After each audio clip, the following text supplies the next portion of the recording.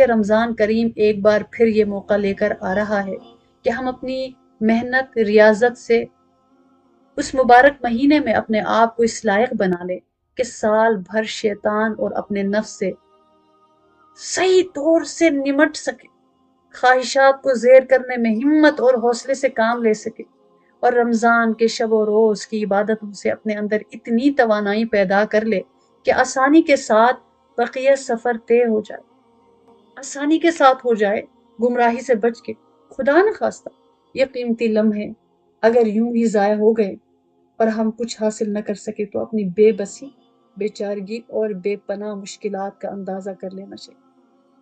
آنے والے 11 ماہ شیطان اور اس کے لشکر اور نفس جیسے مکار دشمن کے تباہ کن حملوں کا تصور کرنا چاہیے کہ کیسے ہم بغیر کسی ڈھال کے طے کر سکیں گے، کیسے طے کر سکیں۔ تیز بارش بھی ہو، بندے کو چھتری چاہیے ہوتی، اس کو کوئی ایسی جگہ چاہیے ہوتی، کسی پانی سے گزرنا اس کو جوتے چاہیے ہوتے۔ تو اپنے ایمان کو بچا کر پورا سال گزارنے کے لیے جو رمضان کریم سے توشہ لے گا تو چلے گا، اور اگر توشہ ہی نہیں لے گا تو وہ پھر جیسے ہی رمضان کریم کا مہینہ اللہ اللہ کر کے گزر گیا، ادھر سے اس کے سلسلے شروع ہو گئے۔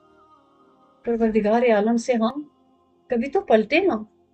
کتنے ایسے لوگ ہیں سال ہر سال ایسے ان کی زندگی گزر رہی ہے، پلٹنے کا نام ہی نہیں لیتے۔ ہم ان کے لیے دعا کریں دل سے کہ پروردگارا بدل دینا ان کو،